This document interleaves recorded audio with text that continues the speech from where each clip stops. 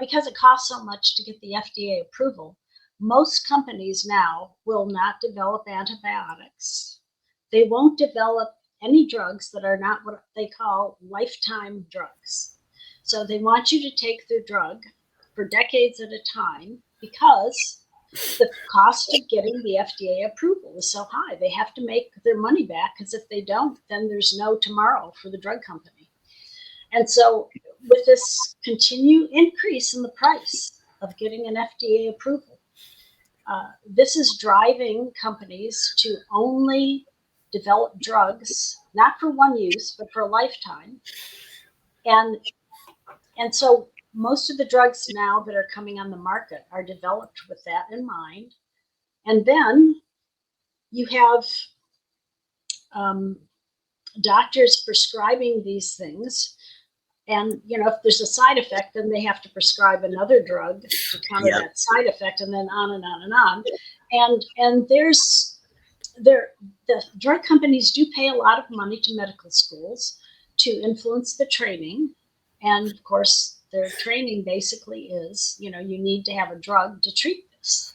And the thing is, it's bad in that sense that we're talking, but the reality is only something like 2 or 3 out of every 10 drugs recover their FDA costs to getting that approval.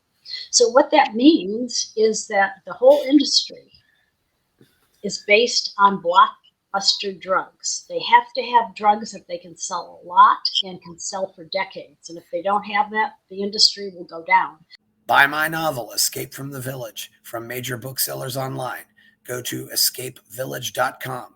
Subscribe to the Substack. Go to fountainheadforum.substack.com. Support the forum. Go to buymeacoffee.com/fountainheadforum. Thank you. Welcome to the party, pal. This is Fountainhead Forum 338. And, I've finally got a wonderful lady on here who I've been trying to get on for a while. She is Dr. Mary Ruwart. She's been a long time libertarian. She's worked in medical research. She's done a lot of good work and written a few books. And we're going to talk about medical research. We may talk about 2008 a little bit too. But it's great to have you here, Mary. Mary will be at the National World Conference in Buenos Aires in a few weeks. It's probably too late at this to make plans, but you could still. But I suspect you'll be paying fairly high prices for your reservations at this point. But if you think you can do it, go ahead. How are you, Mary? Hi. Good to be here. Mary, I always like to start off with this: is how did you become a libertarian? Well, I learned about the philosophy in college. At that time, it was called objectivism. We didn't have libertarianism quite yet. And I felt that was very consistent with the 11 years of Catholic schooling I had had, because it sounded just like the political expression of loving your neighbor as yourself. I wasn't actually a practicing Catholic at that point, but I did take some things away that I thought were good. And loving your neighbor as yourself seemed to me to be a practical philosophy. I won't go into the details of why I thought that, but that seemed to work for me. And so hearing the libertarian viewpoint it sounded very familiar to me, the non-aggression principle. And yes. And so, I was in. And then, of course, a few years later, the party was formed. I joined, and I think I joined in the 70s, but I think my registration, or whatever you want to call it at that point, got lost, because it wasn't until the early 80s that I realized that they didn't have me in the role. So, so it depends when, you think you want to count my party activism that I did run in, I think it was 83 for city commission, not on the Libertarian Party ticket because of a nonpartisan race. But we did very well because our opponents thought it would be fun to ridicule us as libertarians when, of course, they knew nothing about us. So we had to explain all that. And that was great because we got a big following, because people naturally embrace the non-aggression principle. In fact, most people think that's how they live. They just don't make the connection between how they treat their next door neighbor and how they treat their next door neighbor through government. So that was very interesting. Certainly. Were you involved with the YAF walkout in 1969 or Um, no, no, I no? wasn't there. My first convention was '83. Okay, and were you ever at the Nathaniel Brandon Institute? I had, actually what we did is in our county, Kalamazoo County, we played Nathaniel Brandon's records. That was part of our education and the principles. And then we actually used the International Society for Individual Liberty, now Liberty International, their pamphlet series for different issues.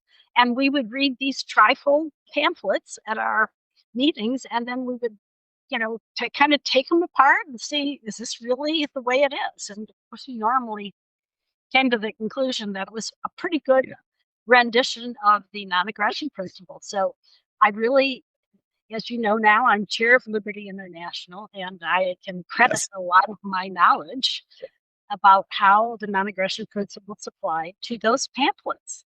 It's kind of interesting, an interesting historical twist. And I do like to ask this question, although when and where did you go to college, and more importantly, what did you pay back then? I went to Michigan State, and I can't quite recall. I think each semester was about 500 and some dollars. So it was relatively cheap back then. Yeah, I just like to get that survey. Yeah, you were at Michigan State. Oh, so you ended up down here in Texas. So you went to work in research, and this is just drug trials and stuff like that. What can you tell me about that, and what have you seen change since you started that work? I assume it probably took you 4 more years to get your PhD. So you would have started when, maybe around the 60s Well, or actually, I kind of skipped around here because I got my bachelor's at Michigan State, and because I did that, I did get through in 3 years on my bachelor's degree because I studied the social sciences during my semester break, and then I passed the final on the first day, so I could opt out. And then that allowed me to take science courses exclusively. So by the time I went to graduate school at Michigan State in the biophysics department, I had almost all of my graduate school courses and could start research right away. So I actually finished my research for my PhD in '73. Technically, I graduated in '74 because they yeah. didn't have a system set up to graduate me then. So, and I was postdocing already when I got my degree, and that was surgery. So I'm letting you know about this because it kind of informs my pharmaceutical research. So after I postdoced in surgery, I was on the faculty there for a few years, and then I joined the Upjohn company in I think it was '76. I was there for 19 years. I left in '95, and I was able to. I was kind of in there. I guess you would call it today natural products research area. Uh, I was specializing in prostaglandins in my postdoctoral work and a lot of the other work I was doing at the Department of Surgery of St. Louis University. So when I hired into Upjohn, I realized I had met all the bigwigs, so to speak, when I went to the prostaglandin conferences. And I hadn't realized who I was meeting at these these conferences because, of course, we didn't have something that on our name badge that said what our status was.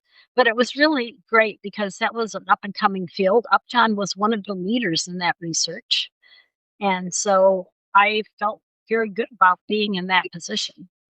And I'm actually published fairly extensively in that area. Yeah, and Upjohn is went out of business, I guess, in 1995, and it was Well, Mary, and no, William Upjohn went to UM, so they gave him job to a Spartan.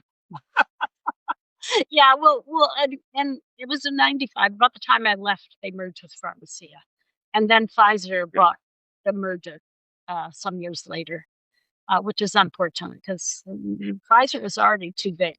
I think it's gotten a lot bigger. And through my tenure there, I should mention that things they changed a lot. I mean, I was actually in the pharmaceutical industry when it went from an ethical industry to one that was, well, sometimes less ethical. Yeah. Is it fair to say that there's been a lot of consolidation in the pharmaceutical industry? Yeah. Oh, yeah, because as the cost of getting an FDA approval has increased, it's now about $3 billion to get a new drug to the market. And as that has increased, it's put the little guys out of business, basically. So the only the and the FDA is a little bit prejudicial in this area. They would rather deal with the big companies than the small ones. So what's happening now is if somebody's got an innovation, they create a startup, and if they have some successful studies, then the bigger companies basically take over because they know how to do these elaborate studies that the FDA requires. They have contacts there.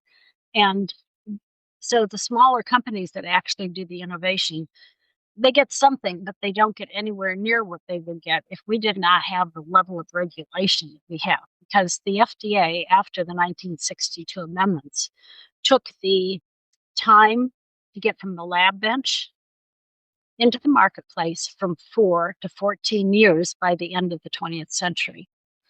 Now it's down to about 10 or 11 because the companies have a great incentive to squash that timeline because time is money. And getting to the market first with a new innovation is necessary if you want to be the market leader and get about 90% of the business. Well, and there's been the growth of the internet and stuff like that. Mary, what can you tell us maybe going back from the history of the FDA? I mean, it was initially I know we can go back to that Pure Food and Drug Act and maybe go from there. Uh, Yeah. I always like to say, "When in doubt, zoom out." So Yeah, well, the FDA went that's a through a few. that's a crypto guy I know who gave me that. It's not my phrase, but yeah, I've heard it before, yes.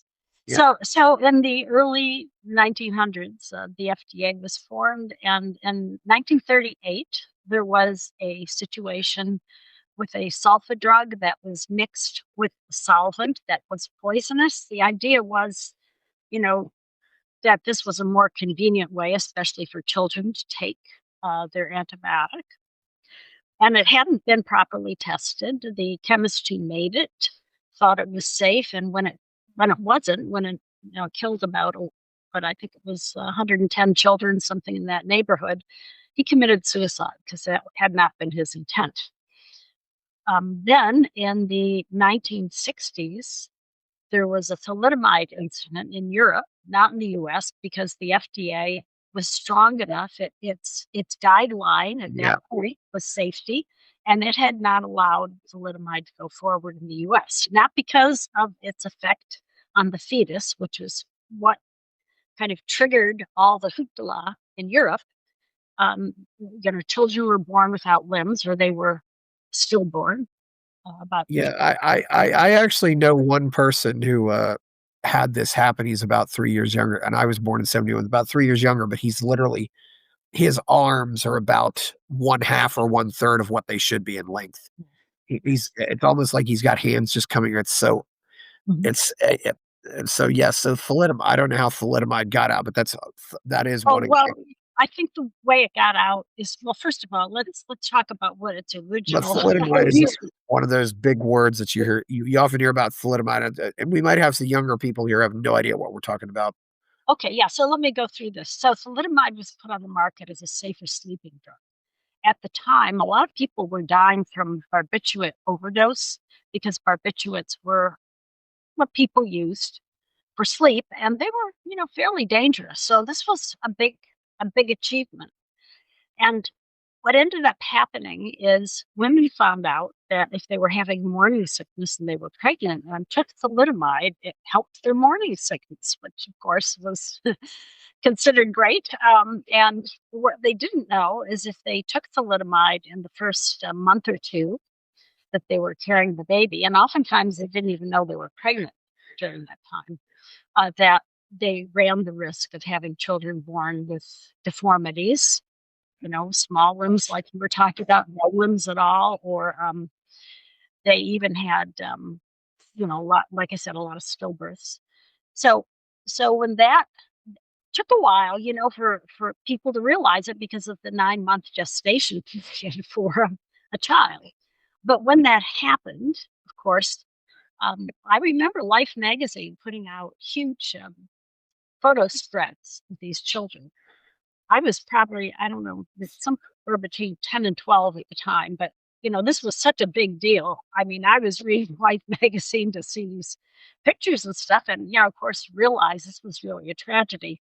Well, what happened is because the FDA examiner had withheld approval in the United States, she was awarded a big medal, even though she kept it from the market, not because of this effect on the unborn, but because a secondary side effect was neuropathy. In other words, the nerves did not properly function. So this was, this was a signal, I think, to the FDA that it would be awarded a lot of kudos for stopping an unsafe drug. And they became very adverse to approving anything. And that was bolstered by the 1962 amendments to the Food and Drug Act, the Kiefer-Harris amendments. And you know what? They were not safety-based. They had been floating around Congress for about 3 years. And the idea behind these amendments was that Senator Kiefer was concerned that people weren't buying generic drugs. And the reason they weren't buying generic drugs is at that point in time, there were no studies comparing the generic drug to the branded drug, the one that, was not generic. And they didn't always work the same way, because sometimes it's important what you package the drug in terms of, is it a pill, is it a capsule, what ingredients are in there to help it be absorbed. And so it didn't always work the same way. And for diabetics, especially, like, who required insulin, it was very important that they get the exact dose, the exact absorption. So Kiefer's idea was, let's insist that these trials be run. So it was really not about safety at all. It was about drug absorption and excretion. And so it had really nothing to do with safety. I think the support from Harris changed that, but it gave so much power to the FDA. Not only did the FDA have to consider safety, but it had to decide how it would prove that these drugs were efficacious or effective. Now that takes a long time, because the FDA decided that they would not accept case studies anymore, and a lot of the types of data that were being created at that point in time. Is that large double-blind trials that, randomized double-blind trials that took a lot of time, effort, and money. That's actually the big ticket item in getting an FDA approval, is doing the clinical studies to show effectiveness. And that's why and that, coupled with the idea that the FDA would be punished for putting a drug on the market that had significant side effects. And all drugs have side effects in some people. So, every time they approve a drug, they're at risk, the FDA. I'm getting criticized by Congress. That changed in 1992 when they were allowed to start charging pharmaceutical companies user fees. The idea was these user fees would allow the FDA to put more people in place, more employees, to review the literal truckload of data that they demanded from pharmaceutical companies. We used to load a truck up and drove to Washington, D.C. with our NDA, and because it took a truck load of paper. Now, of course, now we do it digitally, but that back then it was actually a literal truckload of data. And so when the 1992 Prescription Drug User Fee Act came into being, eventually, by now, it's something like 70% of the salaries of the FDA examiners are now paid for by these user fees. So when Vioxx was being considered for approval, one of the examiners came to their boss. He said, "This stuff shouldn't be on the market. It probably causes heart attacks, and we need to not approve it." And his boss said, "Oh no, we'll approve it because the drug companies are our client, and of course the money source." He didn't say that, but that's what he meant. So what happened is the FDA started going in just the opposite direction and started approving things that probably shouldn't have been approved. So that's the short history of the FDA, and what we saw during COVID was they approve things they probably shouldn't approve. Yeah, so you've talked a lot about, is it the Estes Kefauver amendments? Is that Kefauver Harris. yeah, Kefauver Harris? Yeah, can you spell Kefauver for us, Yeah, it's Kefauver. just in case anybody wants to look that up? Kefauver Harris. Yes. So that what was that exactly? You, These 1962 amendments that came into being because of the thalidomide scare, even though they were not targeted for safety. They really were mostly about effectiveness. And what happened at the time before these amendments is that drug companies would give out samples of their new product, or hopeful new product at least, to doctors, and then would ask doctors to give them feedback. Did this work for your patients or not? And interestingly enough, studies before and after the amendments showed that by and large, doing that was just as effective as these randomized double-blind controlled trials. Yeah, I think it was at most, the study showed at most a 10% difference. So, and there's good reasons for that too, because, there's a belief among people who hear about these trials that they're very, very great, but they have a big Achilles heel. For example, if there's a blood pressure drug, and when you give it to people, every single person drops their blood pressure by 2 points. That will be statistically significant, but it will be clinically insignificant, which means that even though the statistics say, yeah, this thing works, it's working at such a low level that people won't notice a difference. Now, the other part of that is if you have 10 people that are taking an anti-cancer drug, and 2 people are completely healed, but everybody else, the other 8 people, don't have any beneficial effects, that will not be statistically significant. And so there's so much we don't know about biology. Why were those 2 people the ones who survived and the others didn't? Well, yes. we don't know. We don't know. But actually, NIH about 10 years ago decided they would start re-looking at cancer trials because they recognized that this did not work very well for people. And they're basically saying, well, this didn't help enough people, but even though the people it helped, we're not going to let them be helped. It's coming. Well, actually, what they would report is that it doesn't work because it's not statistically significant. And this statistical significance is very arbitrary. What it means in today's lingo is you have to have, I know your listeners won't know what this is, but I'll explain, a p-value less than 0.05, which means that there's only a 5% chance that you're seeing a beneficial effect when there is none. So it could have been a p less than 0.1, a 1 in 10 chance that what you're seeing is not, really the truth. It's very arbitrary. Yeah, it is. I mean, you know, you often hear stories too of why something does work for some people and why it doesn't, but there could be other biological factors. I mean, maybe somebody develops a drug and for whatever reason it only works on people who have type B blood or something like that. It's I mean, because you're always looking for patterns and things like that. And sometimes they're not so obvious, but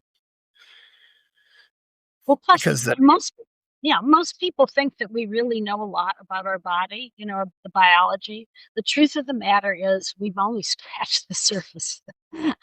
I think 100 years from now, we will know probably about 50 times as much as we know now. It's really, we're just scratching the surface now. We just found true. out about genetics when I was in high school. And I also think it's fair to say that there's always going to be a little bit of experimentation. I don't think anybody thinks ever going to be 100% safe That's exactly. because you don't know everything that's going on with with the patient. You don't know that, uh, and maybe there are things that might be safe for general people. I mean, Hmm. I always like to use the example of Pete Maravich, and when he died, I think at the age of 42, and then they obviously he was a professional basketball player. This is a guy who really they're naturally wondering why did this guy die? Oh, he was missing a coronary artery. Oh, wow. So but the point is, anybody could have done something with Pete Maravich, maybe given him a drug or something, and he might have died because they didn't know that he was missing this coronary artery. You could have a problem that you're not aware of, and that could cause side effects, and that they would end up blaming the drug instead of looking into whatever happened. It's really amazing what happens. We don't know. I mean, I don't think we can ever have medicine that's completely and totally risk free. I mean, do you? I mean, Oh, I don't think so either.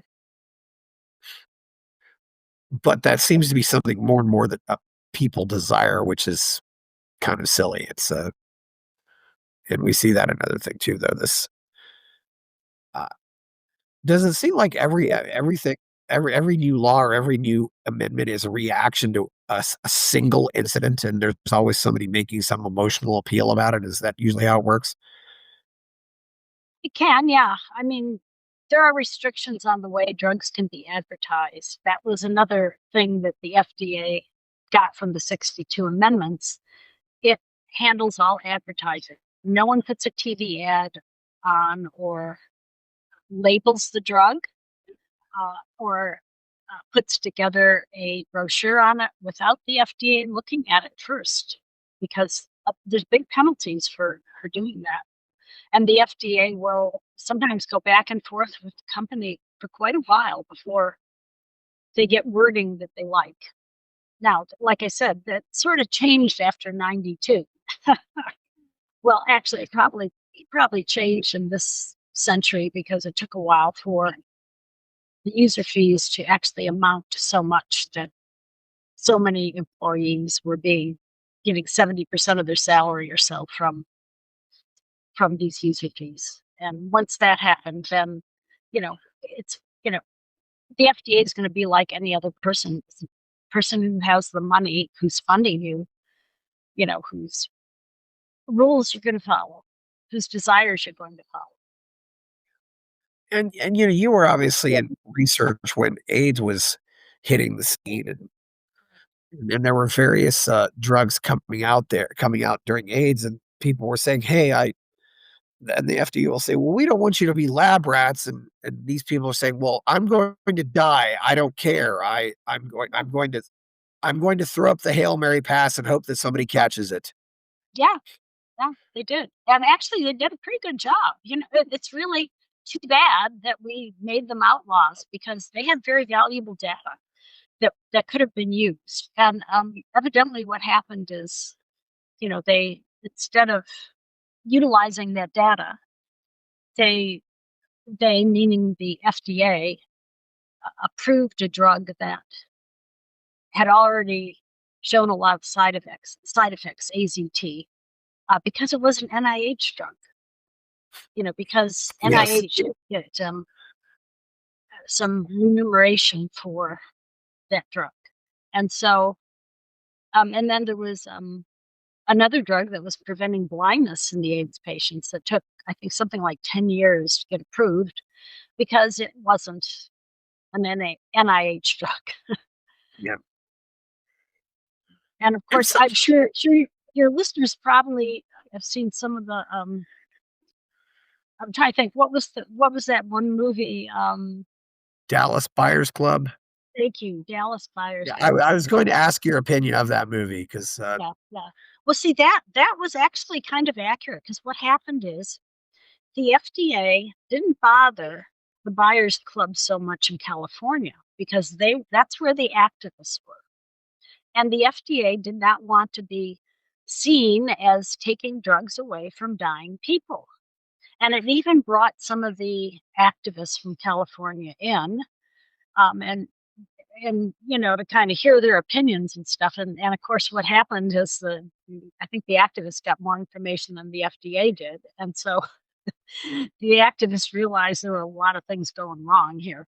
And but in Dallas Buyers Club, the man in Texas was prosecuted because he was not part of this network that was in California. And so what they did is they went after the people who were vulnerable and actually it's interesting, he outlived, and many AIDS patients outlived their diagnosis and the prediction that was made for their longevity by taking these extra drugs, or in some cases, simply vitamins and things.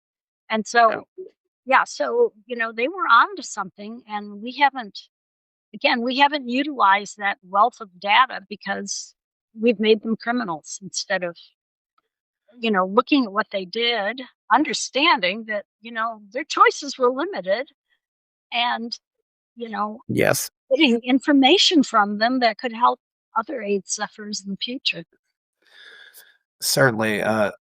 AIDS was just because AIDS was so much everywhere. I mean, AIDS was a disease, but it was also so overblown. I mean, at least in proportion, to the number of people who die from cancer or even died from car accidents. We're constantly hearing about it, but but that's something too where you start off with people who are, but I do think, on the other hand, sometimes people will sometimes get scammed because they are desperate. You're much more vulnerable, but I think the only way to fix that is to let the market shake them out. It's uh, Yes, yes, I agree. I mean, if somebody's in desperate straits and they want to try something, why not? That's their choice. It's their life. I mean, if they die because you didn't let them take that drug, I mean, in a sense, you're a murderer. So, it's something the agencies don't think about. And there's nothing bad happens to an FDA agent that doesn't approve the drug. So, their default position is don't approve it unless it's one of yeah. their clients. We live in a society where it's always and that's part of it too. Is well, if I approve this, somebody will yell at me, but if I don't approve it, nobody's going to yell at me. So that's kind of Yeah. what it comes down to. But Uh, it's becoming less common because with the internet, people are finding out what clinical trials are going on. In fact, it is now necessary for most clinical studies involving drugs to be reported to, a particular website so that so people can find out at least what's being tested. The results won't be there for a long time, but at least they know there's trials of certain drugs in certain diseases, and that gives them some information that they can use. They know the drug company; they can go check them out, and they do. So things are a little different now. It's harder to hide things with the internet. I think the humongous factor that the internet plays in all this now, though, Mary, is the fact that we're getting access to more information and more resources, and uh, Exactly. And this is another reason why we should favor open borders is I know of at least one case where a person who had cancer went down to Peru, went to an organization which I don't really support anymore, but went down to an organization, went into the rainforest, Mhm. had 2 weeks or 3 weeks of Amazonian plant medicines, and the cancer was cured. Mhm. Well, Other you'll find out about that on the internet, of course. You won't be able to get that kind of protocol in America. I don't know exactly what the protocol was, but Mhm. taking all these various Amazonian plant medicines, and there are a lot more besides ayahuasca, which is the most famous, but Mhm. this yes. was a cure for cancer, yeah. Yeah, well, actually, the way the FDA works is it doesn't like plants because what Yes. happens is it wants to standardize what's in every pill or every liquid that you're taking, and it can't do that easily with plants because each crop is a little different. So Yeah, it really hates that, and so yeah, it's a rare time that it will approve something like that.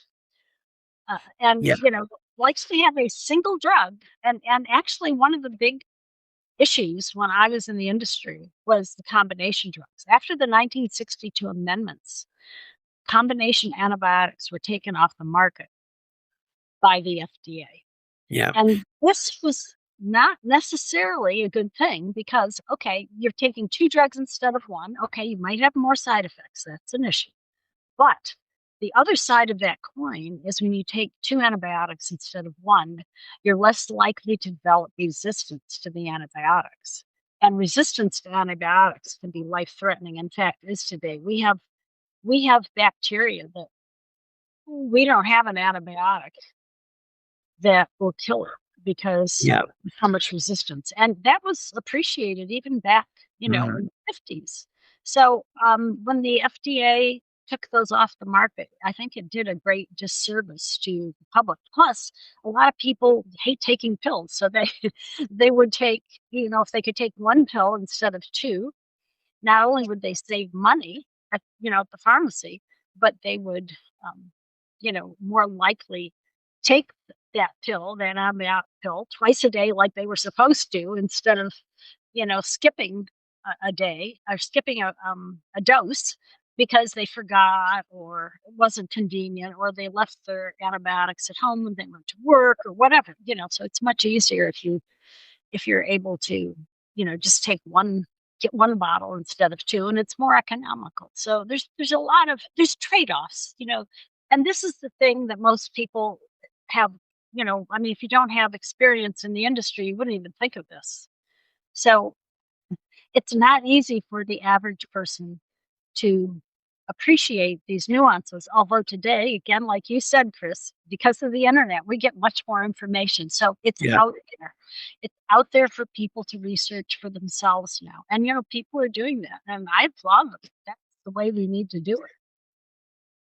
Yeah, exactly. I mean, people are able to do their own research, although there's also a lot of I one thing that bothers me sometimes, especially in the internet, it's hard to find it seems like it's harder and harder to find legitimate information as opposed to advertising copy, and too often often one ends up being you find out it really is ad copy, but, uh, I and I never thought about consistency. You're right. I don't know if you ever watched Breaking Bad, but there's that kind of hilarious they did a whole episode on this, and Walter finds out there's a fly in the lab.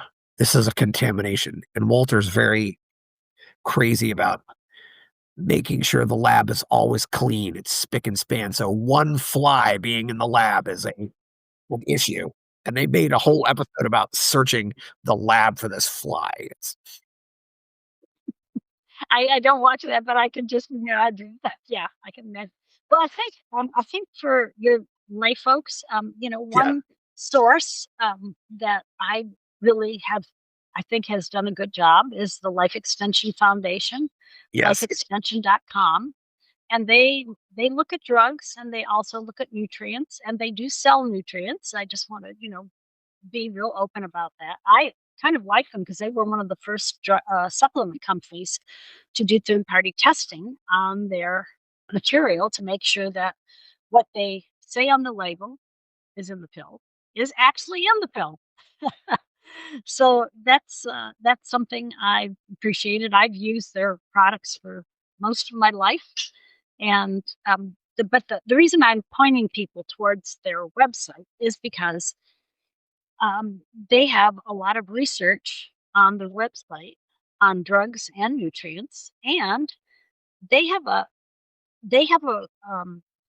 group of people that know a lot about these supplements, and you can call them up for free and talk to them, and they'll kind of give you the blow by blow on what supplements do what. And then if you have a particular problem, they can make recommendations. You don't have to follow the recommendations if you don't like them, but if you want to try something, then at least you have what I would consider a pretty reputable source relative to other things that I've seen. Yeah, because it's hard to test it, and sometimes we have Yelp reviews and things like that. I know those can be rigged, but definitely, it seems in general people will sometimes just be more overly positive. At least I've noticed that on Airbnb, but certainly, yeah. So, what was the cost?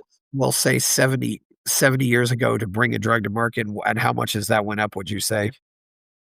Yeah, it was about I'm trying to remember all the numbers here. It was going up, but it wasn't going up as fast as it did Yeah. after the 62 amendment. So, it was in the neighborhood of what, $3 million, $5 million, something like that. Today, it's like I said, it's about $3 billion. It's quite an increase. And it's going up exponentially, like it's going up like this.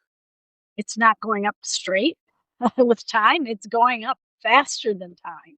And so it's only going to get worse if those requirements stay in place. Now, with the COVID vaccines, of course, that was a whole different story, and the FDA did not abide by their own rules and their own requirements for testing.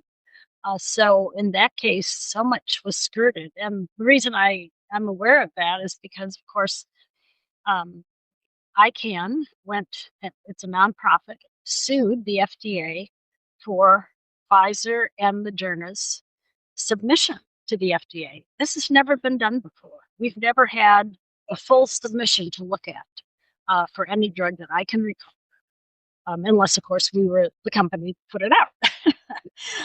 It's been considered proprietary. So this was a landmark, and Pfizer has, don't quote me on these exact numbers, but I will say a couple million pages of material has already been made public. And I think it just recently, this month, in July 2025, I think they put out another 600,000 pages because they miscalculated how many pages they had. And so when we thought we had everything, a lot of scientists looked through there and said, there's some things missing here. And turns out there was. So ICANN went back to court and got the release of, I think, another 600,000 pages. So I'm talking about these pages so you can see how maybe it made a truckload before, like we were talking about earlier. Yeah. So, has anything else happened since the Kefauver-Harris amendments, or what can you tell me since then? Because it's certainly Yes, gotten worse. there's been a few different things that have happened. It used to be that the universities could not patent their findings. And because they couldn't patent it, even if they made a great discovery, the pharmaceutical companies would not do the studies necessary to get an FDA approval. Why? Well, it costs a lot of money to get an FDA approval. And it costs so much that without patent protection right now, it's pretty much impossible to recoup the cost of getting the FDA approval. Now, prior to that time, I remember when I came to Upjohn, we were developing and marketing drugs that, I say drugs, they were a lot of times natural products, but that, were not patented.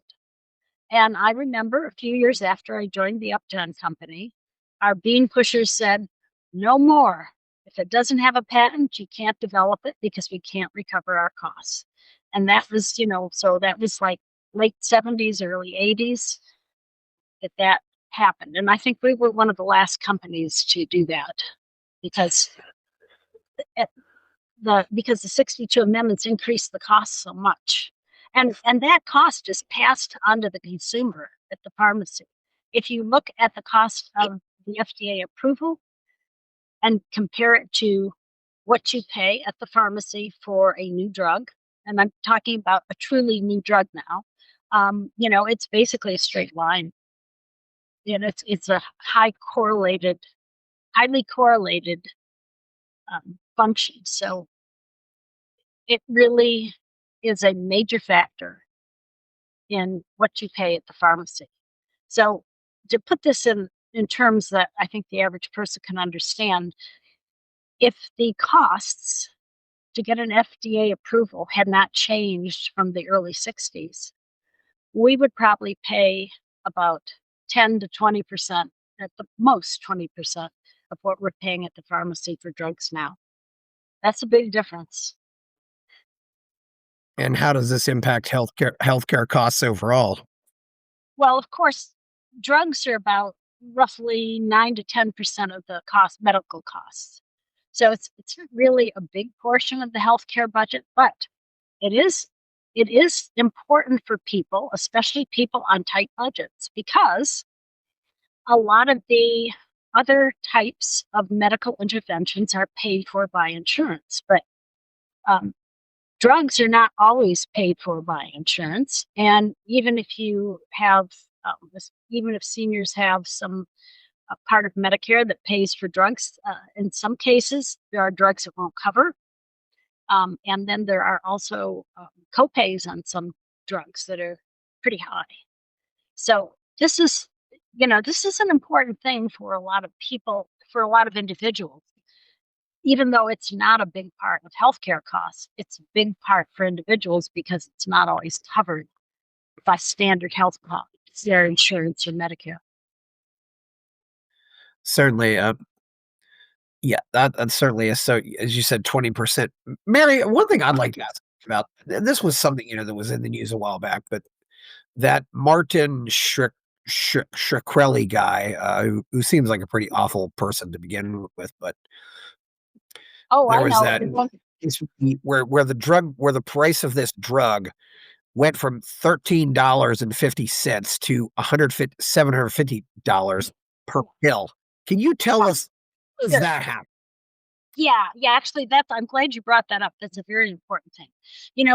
We're talking about the difference between branded drugs and generic drug pricing. Well, what's happened is because generic prices don't bring in a lot of money, the companies that started with that particular drug and are usually the ones that are making the generic, even if other companies are too, after a while, they decide it is not worth it to keep manufacturing this drug. And the reason is, they've got to devote a line of machines to make this drug that they could be, using for new drugs or some other, more expensive drug where they make more profit. And so what they do eventually is they phase out a generic drug until there's only one company still making. And when there's only one company still making it, that's where people like the one you're talking about come in and they get an exclusive with that company to distribute the drug.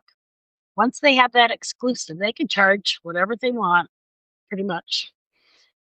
And, that's how that happens. And that's how it happened. There are companies that do nothing but buy up the rights to distribute particular generic drugs where there's only one manufacturer left. And that's the kind of company he had. But obviously, raising the price to that absurd level would incentivize people to get in to try to sell the drug to bring the price down. Yeah, but they can't because they have an exclusive contract. See what I'm saying? So nobody else can, and see, because the original, especially if this comes from the original company that put the drug on the market, because they control, to a large extent, they can control the distribution. But it's not always, doesn't always work that way. I mean, but if they have an exclusive contract, the price of entry, I forgot to talk about that. The price of entry for a new generic company to come in and duplicate that, even if there's no regulations against it, it's about 3 years at least, because the FDA has to approve the manufacture of this generic drug in this company that's just now taking it on. And there's a process. And sometimes that process takes more than 3 years, but it takes at least 3 years. So people who have drugs like this and jack the price up can make a lot of money in that 3 years if it's a popular drug. Certainly. Uh, so, so are we now at a point where it seems like the drug companies are trying to push more drugs on us? Because Mhm. Well, I yes. 50 years ago, the number of prescriptions my grandmother had who wasn't in that good health. And then as people got older, they're on even more prescriptions.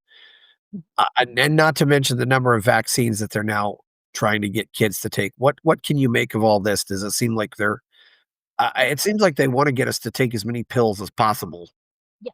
Well, this is part of the 1962 regulations again. Yeah, what happened was, because it costs so much to get the FDA approval, most companies now will not develop antibiotics. They won't develop any drugs that are not what they call lifetime drugs.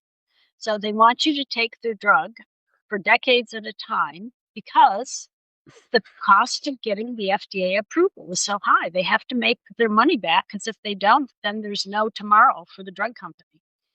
And so, with this continued increase in the price of getting an FDA approval, this is driving companies to only develop drugs not for one use but for a lifetime. And so most of the drugs now that are coming on the market are developed with that in mind. And then you have doctors prescribing these things. And, if there's a side effect, then they have to prescribe another drug to counter Yeah. that side effect, and then on and on and on. And there the drug companies do pay a lot of money to medical schools to influence the training. And of course, their training basically is, you need to have a drug to treat this.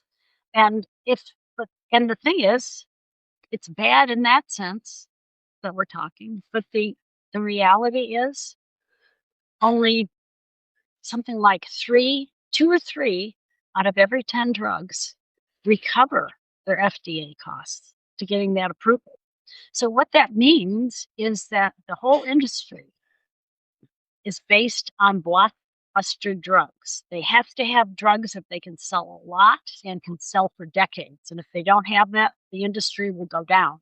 And I think that's actually going to happen. I think what's going to happen is if the cost of FDA approvals continue to go up, the industry is going to collapse because it can't continue without these what as consumers we would look at as predatory practices because the regulations are so costly. And if the regulations actually protected us, we might be okay with that. But what I found in my research, and my book Death by Regulation talks about this, is that the 1962 amendments haven't made drugs any safer or more effective. In fact, just the opposite. And part of that is what you were referring to, Chris, because now what the drug companies, for them to survive, they have to make sure that everybody's taking lots of drugs so they can survive. And these drugs interact with each other in ways that we don't all fully understand. So, so the problem is the incentives are all wrong for the FDA, and they're all wrong for the drug companies too. And until we understand how this occurred, and I watched it occur when I was in the industry, because that's when it was happening.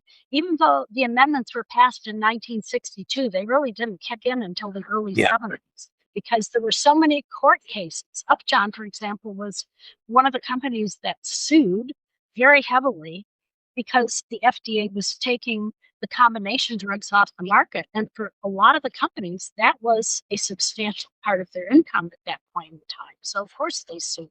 And the FDA was very egregious about the way we treated the companies. They waited till like a day or two before the judge was supposed to decide about the case. And then they put out, because what Upjohn was saying, hey, tell us what we have to do to make, to help show you that our drug worked. What are the new regulations? And they waited till 2 days before the judgment, or something was very close. I might be a little off on the days, but a couple days before the judgment to put out the regulations. And then the judge ruled, oh, well, these regulations aren't met. So, of course, they weren't met because they wouldn't tell them what they needed. And then, of course, there was another suit about, well, give us time to do it. The FDA gave them 6 months. And I can tell you, it takes more than 6 months to basically get a clinical study for efficacy, effectiveness, even off the ground almost, given all the regulations around that.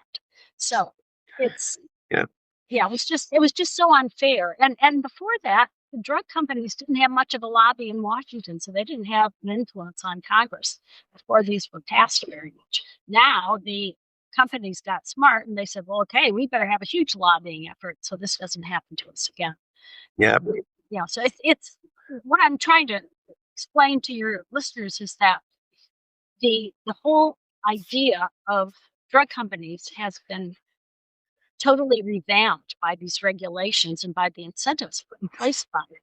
And if we don't realize that, what we'll think is if we put more regulations in place, then we'll fix it. But you can't fix more regulations. Regulations was the problem in the first place. We lost our competitiveness. We lost small companies, and they were really the most efficient innovators. And again, there were studies that back all this up, and I talk about this in my book. Yeah. Is there? It's really because it seems like we moved from a model of instead of cures, we just give people treatments, and treatments just go on for life. Mary, is there a world that you would call a drug research haven or something like that? I mean, a place where a company, I mean, maybe they're going down to Mexico or something like that, a place where I can set up my lab and test all my drugs and see how they work and not have to worry about the government at all. Is there any place where anybody's doing that? Or no? Or is it pretty much? Actually, there's some libertarian incentives are going on. What they're doing is trying to get, I guess you'd say, a free trade exclusive in certain countries, in certain parts of certain countries. I know one in Honduras, Prospera is. Prospera, yeah. And I know there are other ones. I don't recall them at the moment. Some people have suggested doing this on a cruise ship of some sort, so that, you're in international waters when you go ahead and have cures like this, like they're doing in Mexico and stuff. But there are people who know a lot about medical tourism, which is what you're talking about. That's what they call it. And so, that would be something to look into. If you just put medical tourism in Google, you'll get a lot of information. I was listening to a podcast the other day that said there was a great hospital in Malaysia, for example, and very inexpensive. I have not experienced this myself, so I can't recommend any out-of-country place, but I understand this is starting to get very popular because it's very difficult to, especially if you're working outside the box. If you want treatments that aren't FDA approved, for example, it's very hard to get in this country. Yeah, it is. I mean, and and I definitely think there's a push. I mean, sometimes I wish I'd been born at a different time, but I often tell people now, I graduated high school in 1989, and I'm really glad I got out of school before drugging kids was a fad. And now they want to drug every kid. They want to drug any kid whoever gets sent to the principal's office. Yes, yes. And I hear some of these stories, and I get so mad about these people, about what they're doing. And of course, kids don't really have necessarily the wherewithal to go out and research all this stuff like their adults do. Mhm. Well, I think I don't know if there's much else to cover in the whole area of the drug research and stuff. What do you think, Mary? Well, the one thing I want to do is talk about what you were alluding to earlier about prevention, because the 1962 amendments really killed prevention. And here's how they did it. They required any drug that was talked about in a therapeutic way to jump through all of these new hoops that the FDA put into place. But, most nutrients and supplements don't have patents. So if they were jumping through $3 billion worth of hoops, there would be no way for the companies to, make good on that. They couldn't. So what's happened is it's basically outlawed prevention. And what happened then in the 80s is that the FDA took SWAT teams, went into supplement stores, went into doctors' offices who were recommending supplements, and terrified the clientele. The customers in the supplement stores, the managers of the supplement stores, and in the doctor's offices, of course, they terrorized the patients. And the idea here was to outlaw prevention, basically. And they said it very clearly in some of their documents. It was to outlaw prevention because they wanted to protect the pharmaceutical companies. And actually, the pharmaceutical companies were some of the first to put out supplements. 1-a-day multiple vitamins was a big deal when I was a child.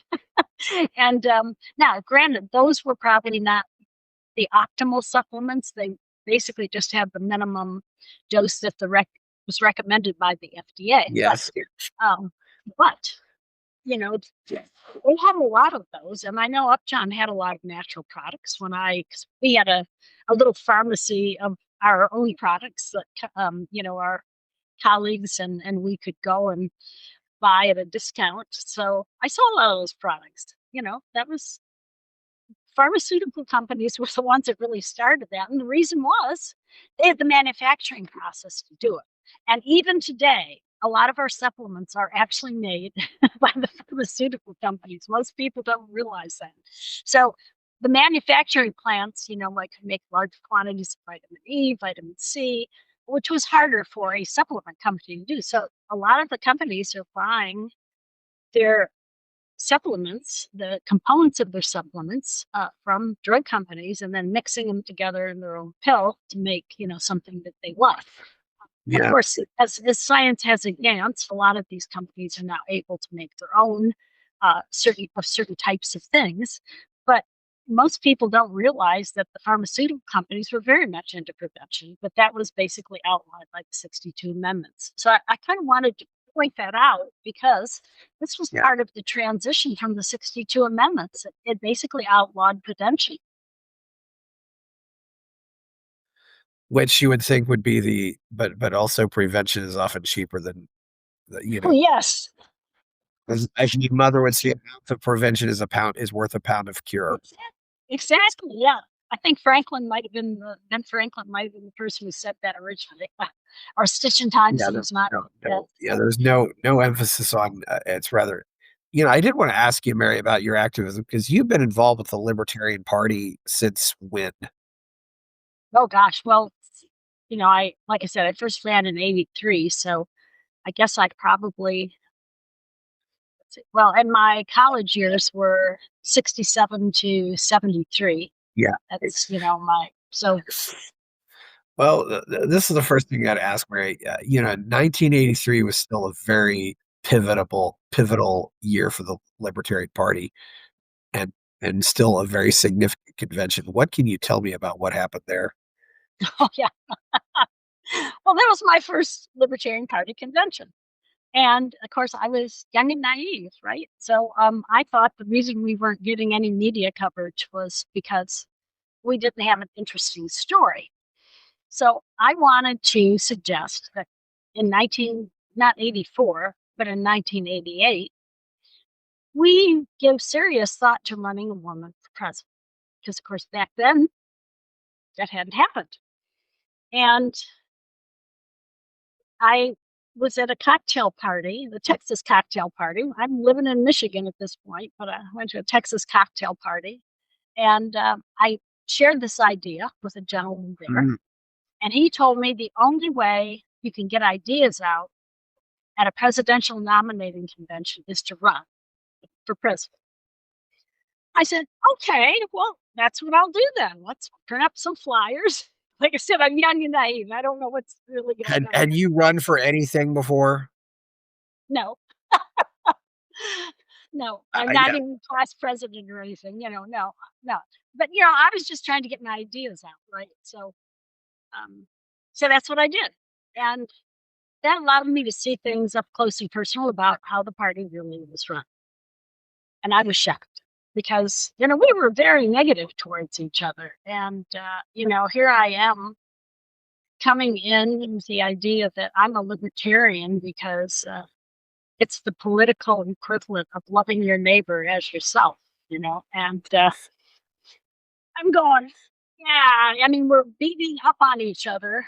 And I just didn't, I saw things that I really didn't like. I couldn't have stayed in the party if I had just um, done Well, anything. So I ran unity campaigns after that. well, going into that convention, the party really had a lot of positive momentum. I mean, it was going forward. It was on the ballot in all 50 states. A great vote total with Ed Clark, and then I don't know who was considered the front runner for president at going into that convention. I Well, a mean, week before the convention, the front runner dropped out. and who was that? Gene, I'm trying to think of his last name. Might come back to Gee, me. I think it was, yeah, it was. I don't remember his last name now. So what happened is Berglund and Ravenel were now the two front runners. They basically threw their hat in the ring after the real front runner dropped out a week before the convention. And they were at each other's throats pretty much. And basically, after the Berglund won the nomination, Ravenel and all of his supporters walked and never came back.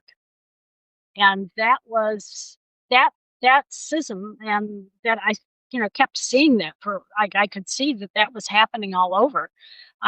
Really, I really made me feel like, how are we going to ever work as a team? And we're a small group. How are we ever going to get anywhere if we're beating each other up and walking out on each other and things like that? So I spent the next two conventions running a unity campaign. And it was kind of funny because I think when Ron Paul finally got the nomination, he kind of joked that his opponent got more applause than he did, because instead of driving him out like we've been doing, to the loser, we gave him a standing ovation. and I thought, okay, progress, we're not driving people out anymore. And there wasn't, of course, and this was before the internet, before email. Uh, Yes. so people might not have known what was going on in the party in other states. I mean, you might really know who the front runner is until you get to the convention. And there's a good chance maybe you never saw the any of the candidates ever speak until you, or even knew what they looked like before you got to the convention. Yeah. Yeah. Yeah. So it's a very different culture. Yeah. We Uh, did have a lot of newsletters and things, but yes, it wasn't like it is today. I've always wondered what was the whole. So yeah, and I know Ravenel was largely with Ed Crane, but that also took the Kochs out of the party. Yes, Other yes. people, yeah, and the Kochs never came back. I don't think any of them ever came back. I think some formed Cato. At least Yeah. that's my understanding. Gato was already there, but yes. Yeah, I can't remember. Maybe they joined. I don't recall the exact. I've heard this after the convention, years after the convention. So I might not have the history down very well. Do you think there's anybody to blame for this, or do you think it just happened? Well, I kind of think it's part of our culture from Ayn Rand because she said, judge and be prepared to be judged. And she did. She was very judgmental. I mean, she'd try to convert somebody to her way of thinking, but if they didn't eventually do it, they weren't part of her circle anymore. And she, considered them an enemy. I mean, maybe that's a little strong, but she, and she had a big break with Nathaniel Brandon, as you know, and that was in her objectivist newsletter of the time. And I think that culture, part of the culture, the libertarian culture, has really hindered us in pulling together as a team.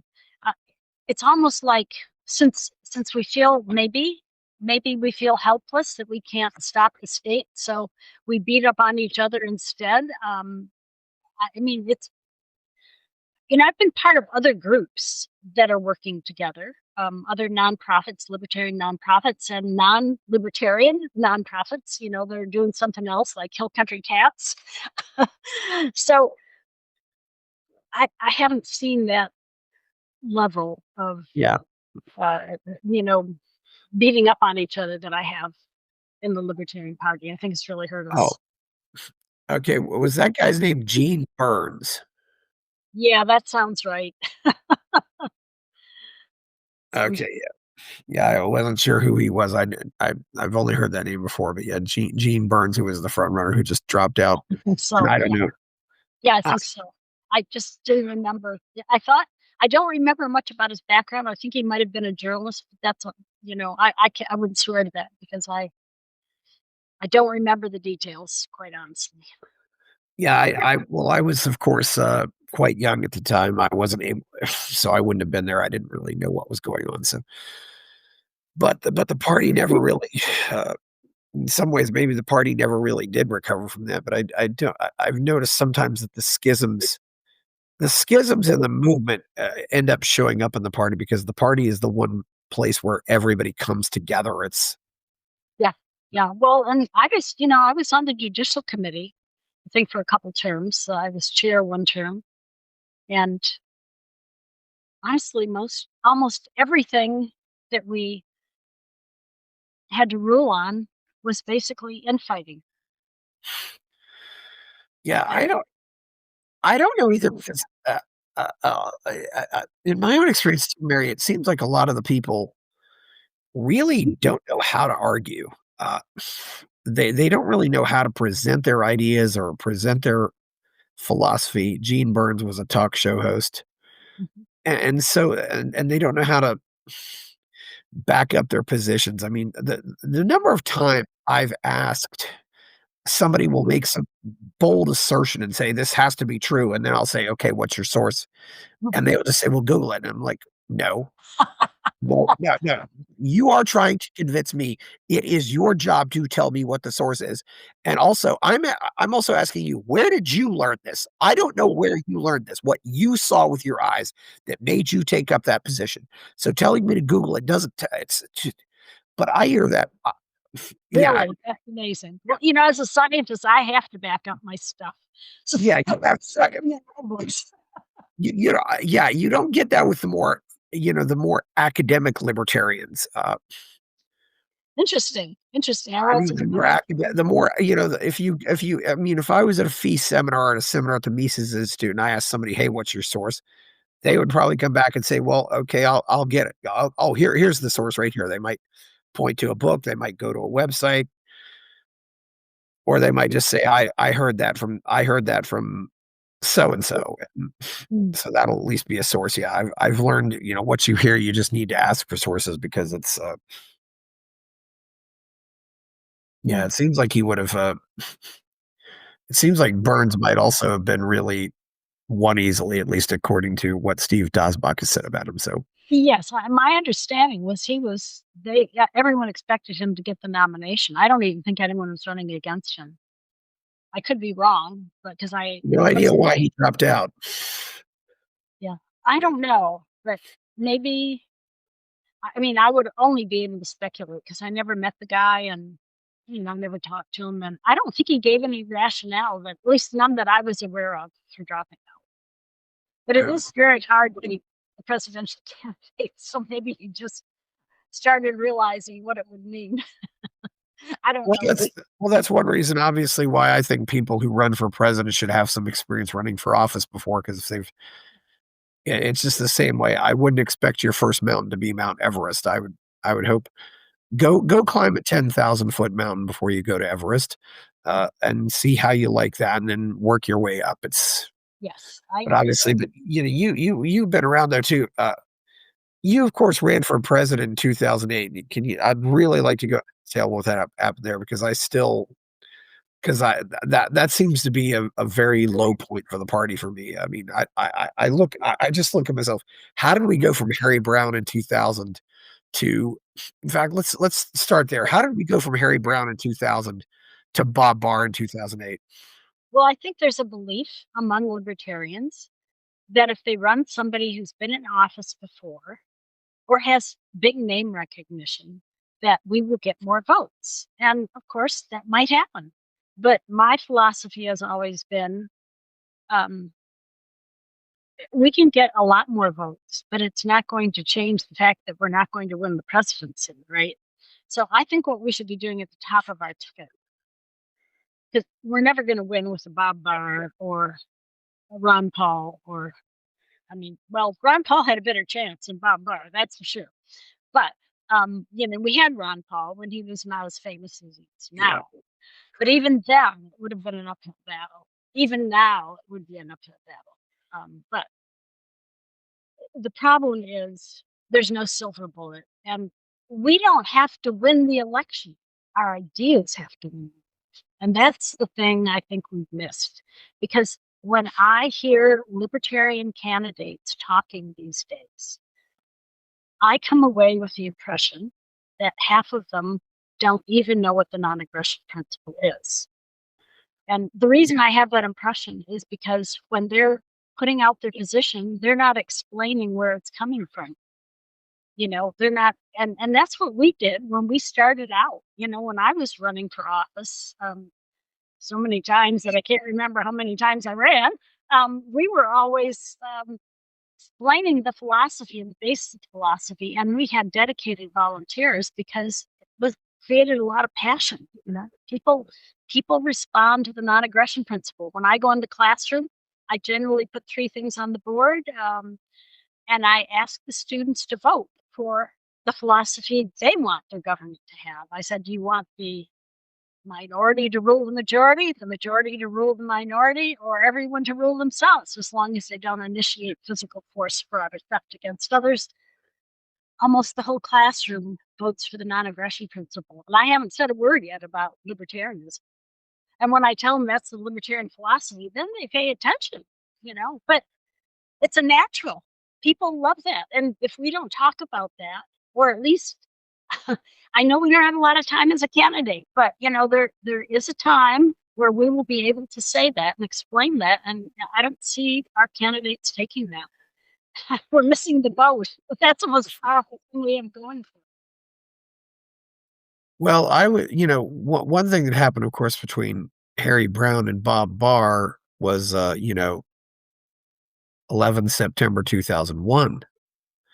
I mean, we certainly saw that affect the party in a lot of different ways. I think we've had, I think about 10 or 20% just said, "Oh, I'm not a libertarian anymore," including John Hospers.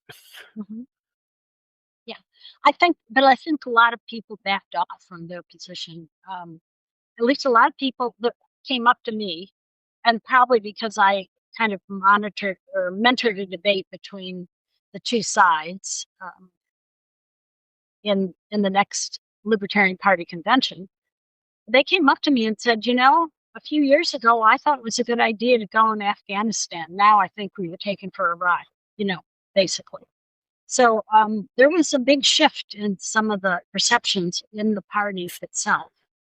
So that was one thing. The other thing, you were asking how we got from Harry Brown to Bob Barr, and like I said, I think this idea that all we have to do is put somebody famous at the top of our ticket, and we're going to win the presidency, or everybody else is going underneath that ticket is going to be elected. It's not the case. I mean, that's not politics. We're not, yes, we may get more votes, but we weren't even getting at that point in time, 2008, we were lucky to even see our numbers up on election night. Usually it took us a day or two to find out what our numbers actually were. Yes. So we had a media blackout, basically. And that media blackout was going to continue no matter who we ran. It didn't matter. And that's why, like I said, in 83, True. I was pretty naive trying to say, let's run a woman at the top of the ticket, because we had a media blackout. It was going to stay in place no matter who we ran.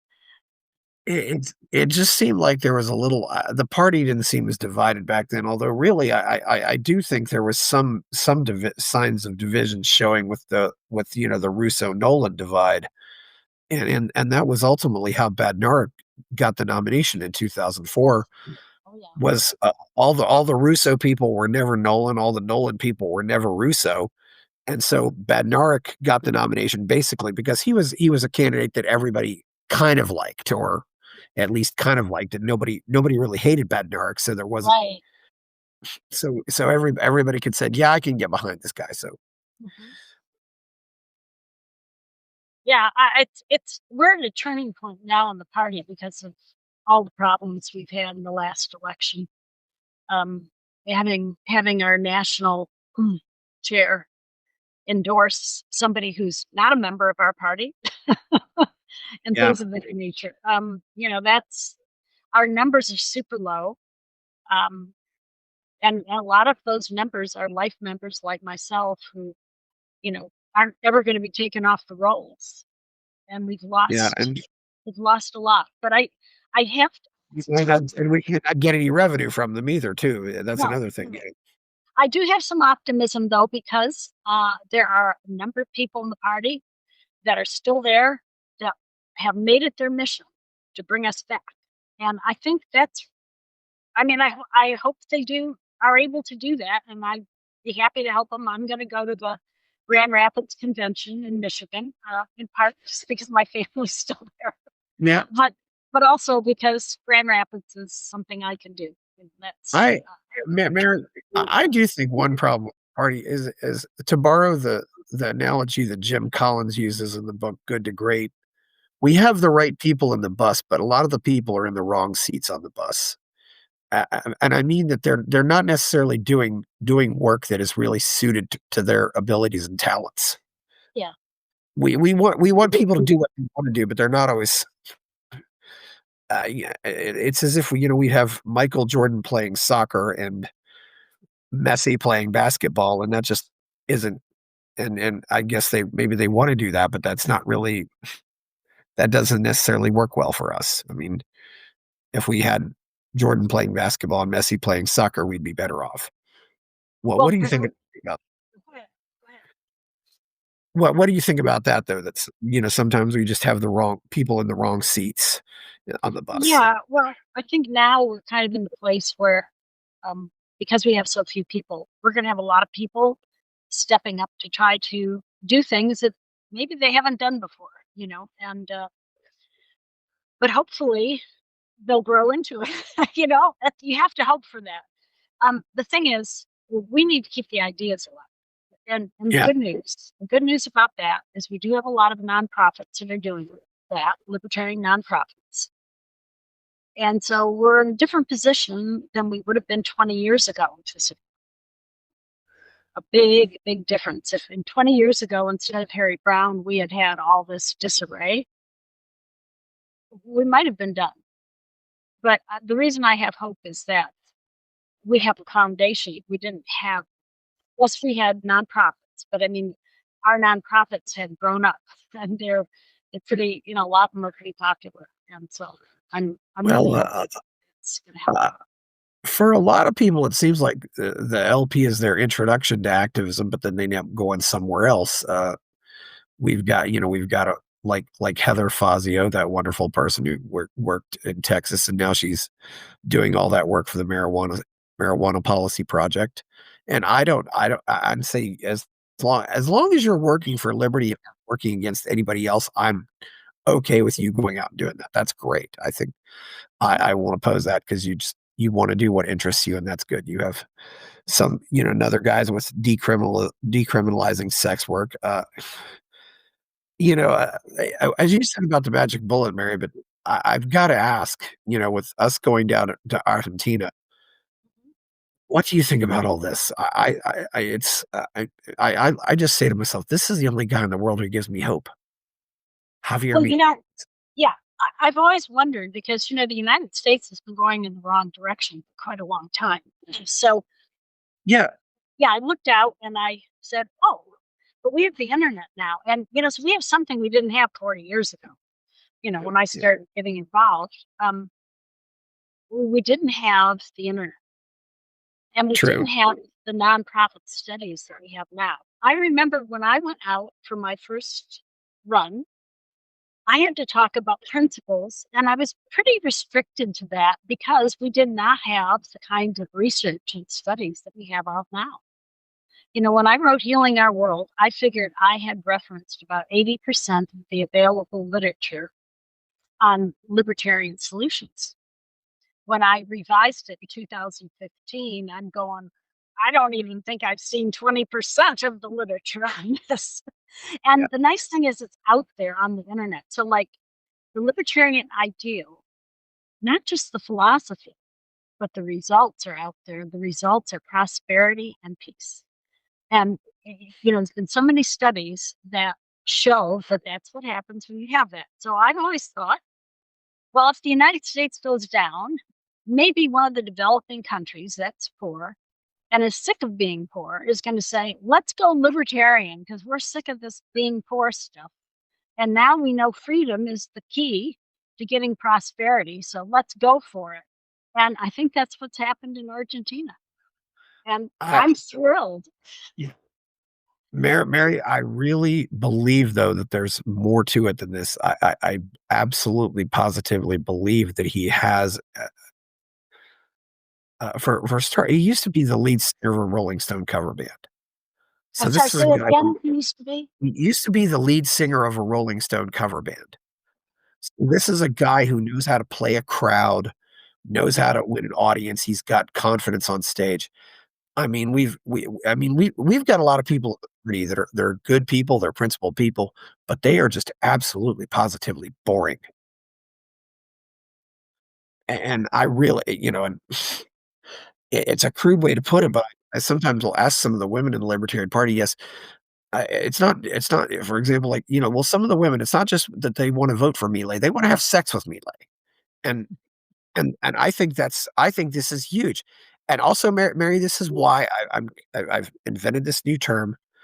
I'm calling it. I said we got to get rid of classical liberal and classical liberalism. It is now rock star liberalism. I like it. And the other thing too, Mary, 70% with voters under 30. I mean, I've heard people in the LP saying, "Well, there's no point in going after the young people. They're all socialists." No. In fact, they lowered the they lowered the voting age to 16 because they thought it would benefit them, and Milei just turned that right against them. The teenagers love him. So Yeah, I mean, and yes, we have a lot of youth that are socialists. We have a lot that are the top cream of the crop. I mean, the people in Young Americans for Liberty and yeah, some of the other like Students for Liberty organizations. They're the cream of the crop. I mean, when the party started, we were kind of nerds, like me, and you had to be a little out there to embrace and publicly get up and talk about this stuff. Because if you weren't a little out there, it's not something you would do. If you needed approval from, other people. And in fact, a lot of libertarians, I think, have said things like, gee, I wish maybe I never knew about it, because if I did, I mean, if I didn't know about libertarianism, then I'd still be friends with my family. And it's interesting, though, when I ask them, well, if you could turn back the clock, would you want to give up this knowledge? Yeah, Not one of them have said no. I would, Mary, I would consider our movement in the party a victory if we had simply stopped the country from rushing toward the cliff. Would be If we still had an overall budget deficit of about $1 trillion, if we still had the same level, if we still had lower taxes, if we still had, and I think all the regulatory apparatus and all that stuff, if we'd simply stopped the country from killing itself and at least not gotten worse, but we've gotten worse in spite of us. Yeah, it's been a downhill thing. I agree. And that's why I guess I was concerned enough to think about what would happen if the US went down. And I concluded that there was a good chance that a developing country would pick up on the information that is out there on the internet, because they want to be prosperous. I mean, it's just a natural human thing. And I think that's, like I said, that's what I think happened in Argentina. They did balance the budget in like 3 months, which I thought was incredible. So it's possible. Now, I can tell you also one thing that has kept us from going over the edge of the cliff, and it still happened if we were deregulated, and that is what has happened in spite of so much of our productivity being sucked up by the state and wasted. What has saved us is our productivity, is our innovation. Like in the last few decades, we have seen the rise of computers, the rise of cell phones, and other types of technical things that have created an immense amount of wealth in a very short period of time. As long as our innovation can keep up with or surpass the state, we have hope. Once the state clamps down so hard that innovation goes away, as it has in the drug industry, then we have a problem, a big, big problem, because innovation is what could save us. It could wipe out our national debt, because that's how powerful it is. That's how much money there is in innovation. But if we clamp down on our innovators, then that's not going to happen. But there are other countries who realize this too. This is why, for example, Honduras is making a deal with Prospera. Yeah. Wants to be prosperous, right? So that knowledge is kind of out there. I think in the past it hasn't been so available. So that's what I'm hoping happens, because that's our salvation, even if it comes through another country. Yeah, I do. I'm, and that's something that's happened, I think, in the last 20 years. There are more and more libertarians who are just giving up on America, which is kind of sad, but I can also understand why. Yeah.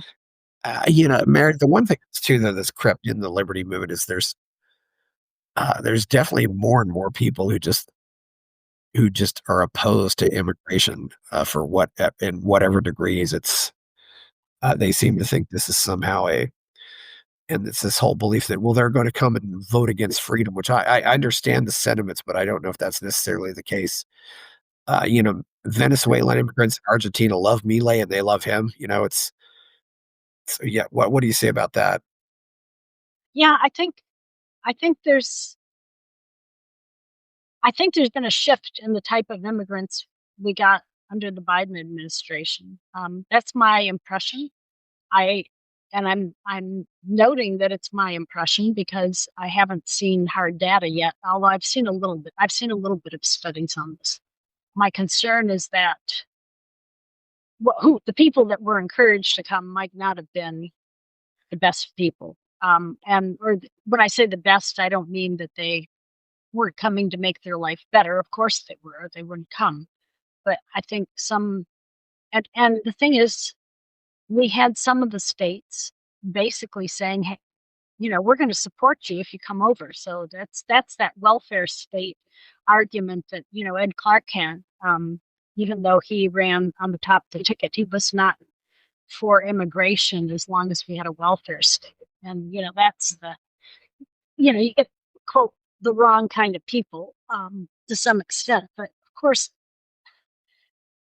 there shouldn't be any, in a libertarian world, this problem solves itself. And the reason it solves itself is because, if everything is private, then the only way to have immigration is to have the people who run the road say, yes, it's fine for you to come through.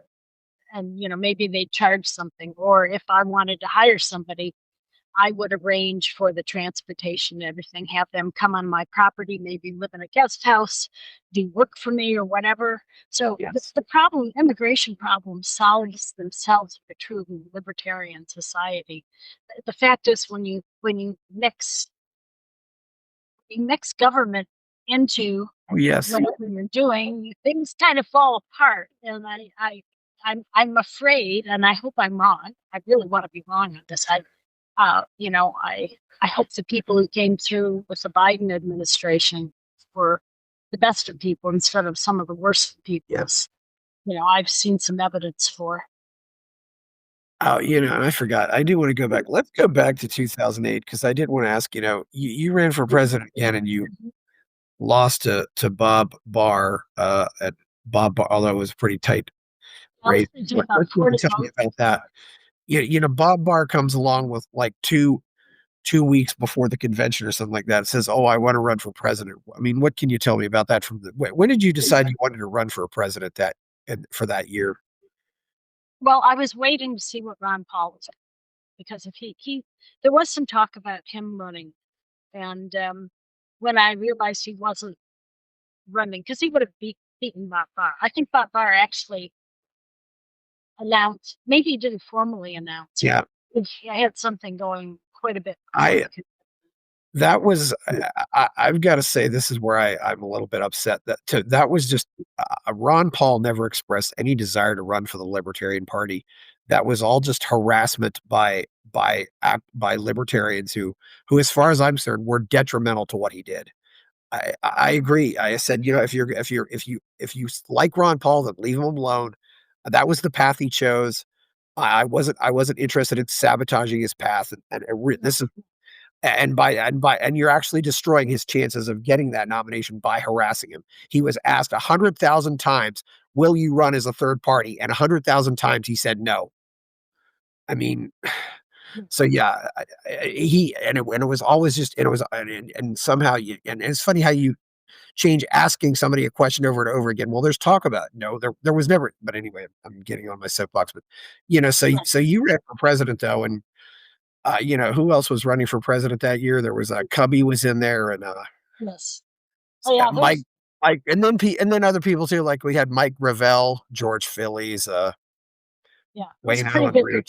10 people, I think, or something. Yeah, this was the first time we really had an absurd amount of people running for president. Yeah, yeah. So, what can you tell me about that campaign? Well, let's see. Well, we had those tokens for one thing, and that decided who would be in the debates. That was a fairly new thing. I think we maybe had it one time before, but not.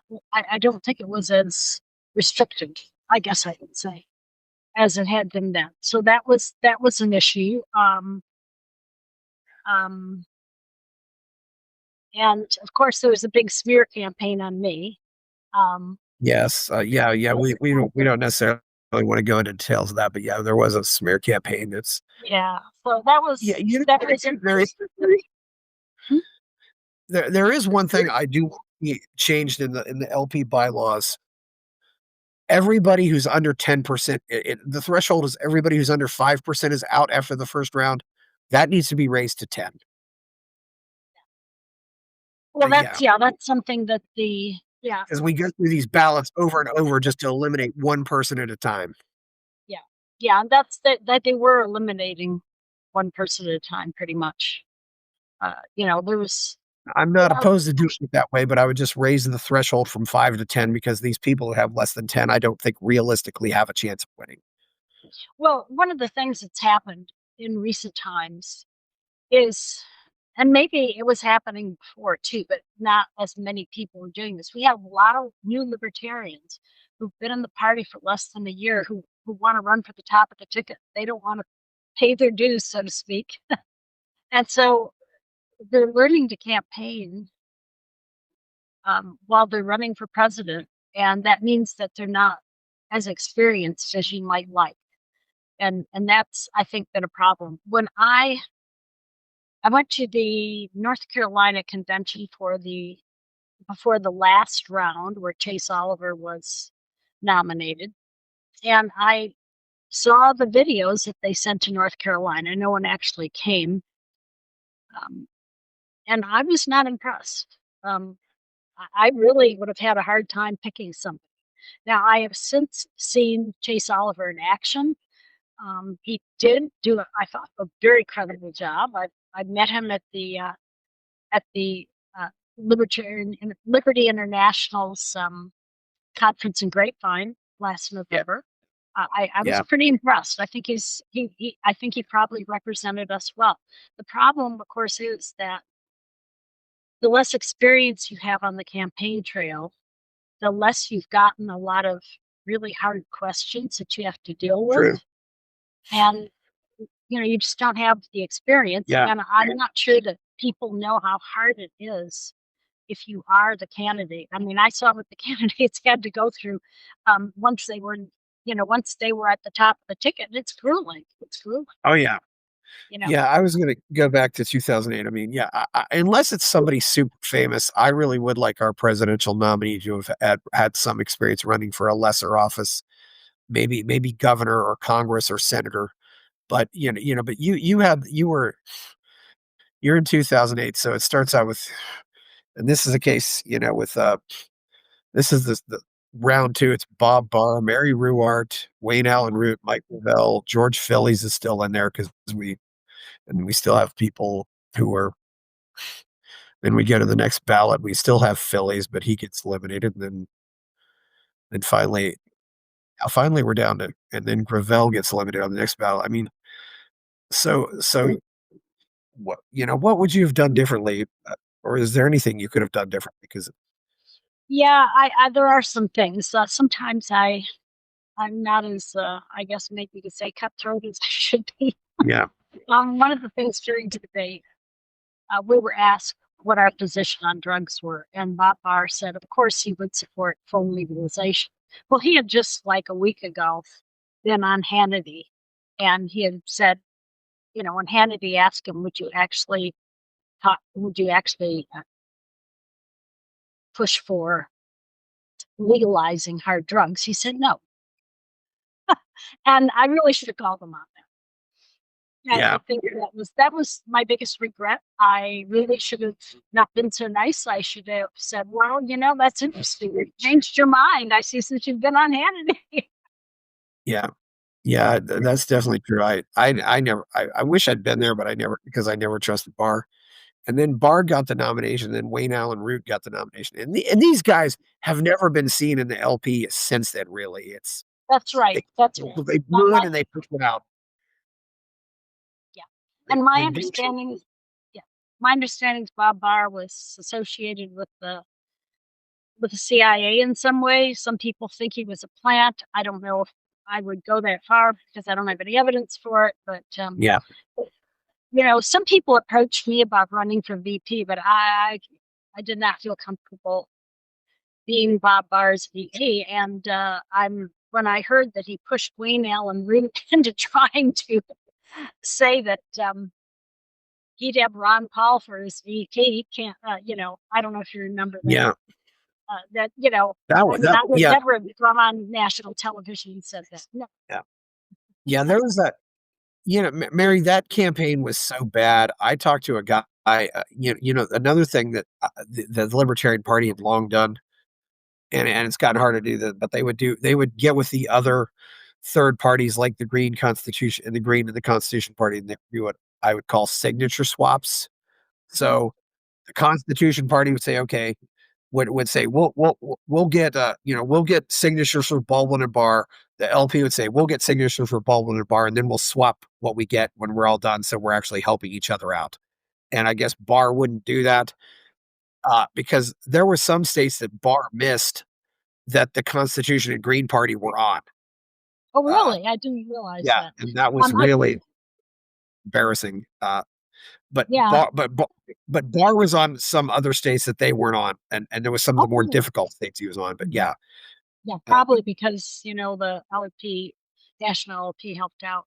I know that our LP petitioners did carry petitions for other candidates. Yeah. That they carried for us. I didn't think they actually swapped signatures. I didn't think you could do that. Yeah. Well, I could be out at a county fair and have petitions for all three, and then I give the other two petitions over to them, and they might do it. So, and for example, he was a day late arriving for the paperwork in Louisiana, and then there was the whole PR disasters. He turned. You pointed out that he turned down the debate. Ron Paul was going to have a third party debate, and he says, "I'm not going to that debate." And then, they also apparently made overtures that Wayne Allen Root said, "I'll drop out if Ron Paul, wants to be the VP." And yeah, and he didn't want to do that. You could tell he really didn't want to say that. He was being forced to say that. Oh. And the reason I wouldn't. Yeah, but true, Mary. I think that might have created somewhat of a schism between the LP and Ron Paul, and I don't know if it's ever really recovered since then.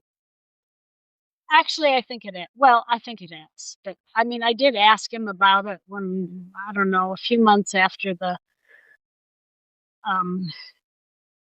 race, and he said something like that. He's made his peace with it, and but he's hardly ever. But he used to be invited to LP events fairly regularly. He doesn't get to them now. Well, he is getting older. We did invite him, actually. Liberty International did give him an award in Grapevine, Texas in November. We did ask him, and he basically said, "Yeah, my heart's in it, but my body not so much." Yeah. Oh, I understand that really, and yeah, there's definitely been a change, and it seems, in some ways, though, it seems like too the attitude of the Libertarian Party seems to have changed toward Ron Paul. I mean, just when I talk to people, which is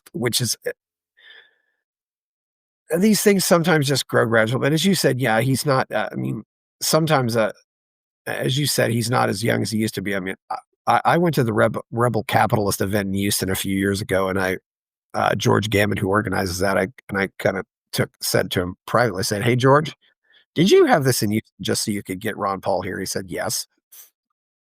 Houston's a good place to have it. People can fly in, but it's not that far away. You just send a limo out and pick up Ron Paul, and then send a limo back out and take him home. Yeah. That's good. Yeah. Yeah, that's Yeah. Well, I don't know. The party's in such disarray. I don't know that. I don't know that I would say that they aren't. I mean, I think what's happened has been so horrific in the party that people are just scraping to keep the party together. At least that's my impression. I haven't been active in the party in recent years. I've been focusing on Liberty International, and because we've had a lot of growth, and when you have growth, there's a lot to do. So that's where my focus has been. Mary, you probably know who Jennifer Grossman is of the Atlas Society. Jeff who? Jennifer Grossman of the Atlas. Yes, I do. I've heard her say that they're actually. She's mentioned a few times, and she's got a really good show. And she mentions, though, says it seems like we're becoming much more. We're getting a lot more attention internationally, and not as much in the U.S. She doesn't, but she just says, "Okay, we're getting attention." I will admit, I've probably one reason why I focus so much on Melee is just because I don't have to. It does take me away from what's happening here, but I do think just seems to be much more positive vibe in that whole area. Although I do think, Mary, I got to know. Who would you want to see run for president in 2028? Is there anybody in particular that you think would be really good? That's a good question. I don't know if you would, but if you don't want to, I understand. You may just want to. I It's think I'm to the age where it would be an impediment to my health for me to run. it's just a shame. It's just a shame we didn't take the chance when we had you. But yeah, but you've got to But do it. somebody will come up. I mean, Chase might run again. Um, Spike Cohen was considering running. But I don't think Spike might run. I would love to see Spike run. If Chase doesn't run, I can't blame him just because of how some people treat him. But Yeah. uh, But new people may come too. I mean, you know, I've actually heard people talk about Elon Musk since he wants to start a third party. I don't know that Elon is a libertarian, so I don't know that I would think that would be a good idea. But if he actually is more libertarian than I think he is, I mean, that's something I think that the party would be attracted to. I would hope yeah, we've learned our lesson though, and not decided that we're going to put somebody in simply because of their notoriety and not because of their principles. well, some of these people just haven't taken the time to think about these. I mean, Mary, I've often suggested Aaron Rodgers. He's reaching his retirement age from football, Mhm. and he's also very much into Bitcoin. And this is a guy who's famous, and I just thought, maybe let's get Aaron. Maybe we can get Aaron Rodgers in and see what he could do. I mean, I'm not saying go after just anybody. I like there's a lot of things I like about Elon, but he's taken way too much corporate welfare, and we always get that label that we're just, advocates of corporate welfare, which we aren't. I think Elon gets a lot of the things that we get, though. I think he's very much he's pro innovation. He's pro a lot of things. He took a stance against the coronavirus stuff, which were just so few business people did. That just made me think also, yeah, when a business leader, well, one business leader who although he's not as that well known was David Nealman, the guy who founded JetBlue. He was Oh, he was speaking out against the coronavirus stuff. And so, maybe he'd be good. I think yeah, having business leaders and people like that, these are people who, they've got a history of success in life, and we need to bring in more people like that, yeah, business leaders, because Americans do tend to a lot of Americans do really respect that. They respect athletes too. And mhm, yeah, not to mention, Mary, I hope that I really would like to see Evan McMahon or somebody from Indiana. Indiana looks like they're the model affiliate, and mm, maybe we need to bring that back. But also, I don't know if you have any ideas for who we'd want for chair, but I think right now, if the next person who needs to be chair is somebody who knows how to rebuild. That would yeah, be for a sure. qualification. Yeah, well, that's the thing. I've been out for a few years, so Yeah, on the sidelines, so I'm not as familiar yeah, with this potential, person. So I don't think I'm going to have a yeah, very professional opinion on that. I guess I would say. yeah. I haven't. Yeah, yeah. Yeah. It's. By the way, Mary, you've been pretty close to the floods, have you, or not? Um, Not that close. I mean, Kerrville is about 2 hours away. Yeah, but there's been other floods elsewhere. They've been San Saba, Mason. I mean, I've seen there was a little bit of flooding here in Travis, some flooding up in Georgetown. It's really been Yeah. Well, awful. I'm on Buchanan, and we needed Yeah, water, and of course Travis needs the water too. So, that's the good news. But the bad news is the way it came so much so quickly that it really took a lot of lives. I mean, that was tragic. yeah. I went out by Travis yesterday, and it didn't look like it was that high. So, or it looked like it was about. It looked like it was. Let me amend that. It looked like it was about as high as it is when it's high.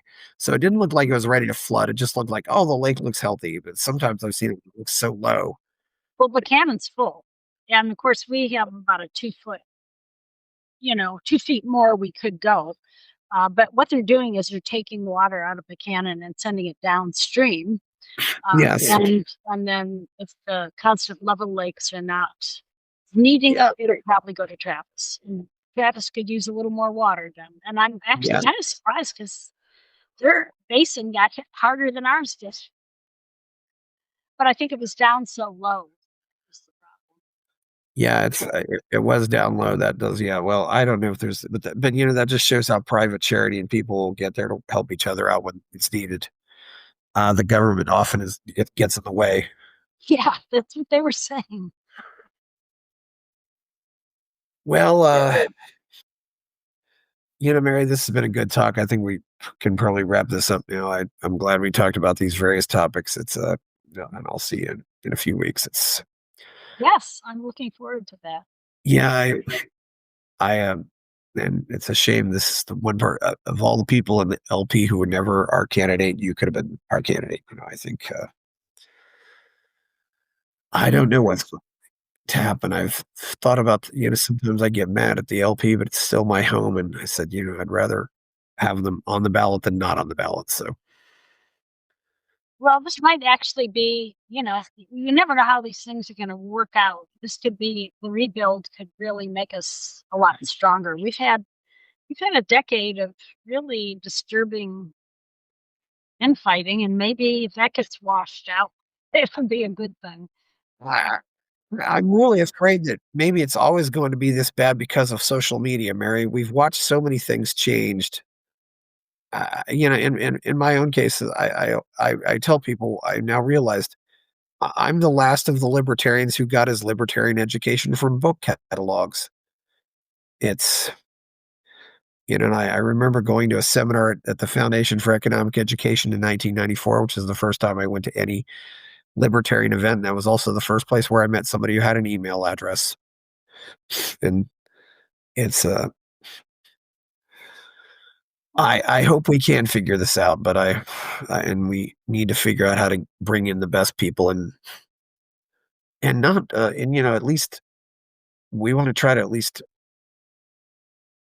I don't want to say at least discourage the people I think who because I think we got a lot of people are just I'd call them anti-ambassadors.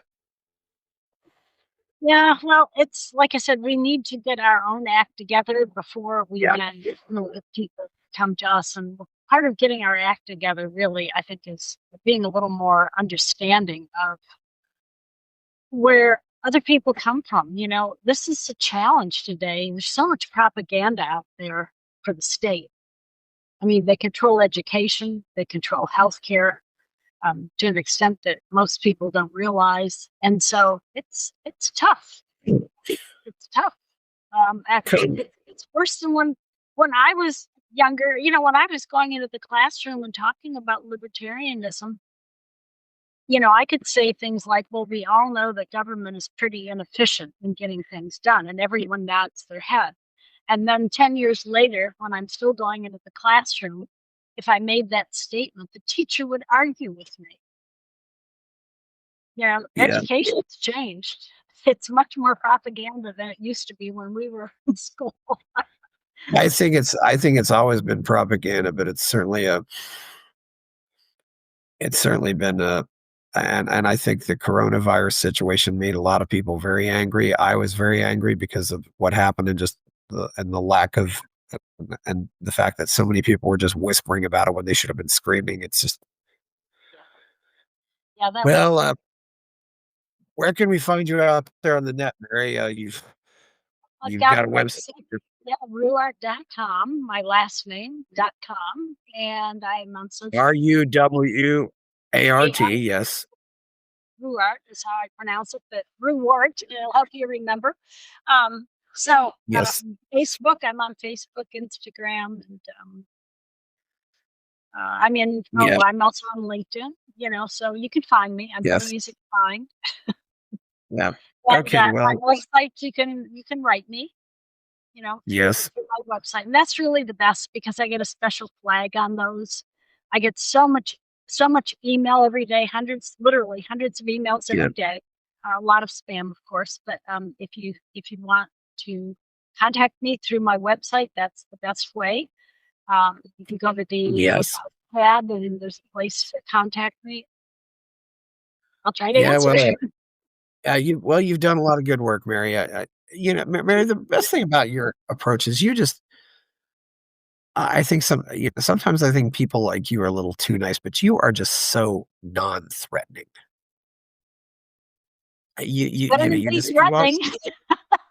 Well, is that old aunt that everybody likes, and just or just so and just like you don't look like you would hurt anybody or get angry at anybody. But sometimes I think you do have to.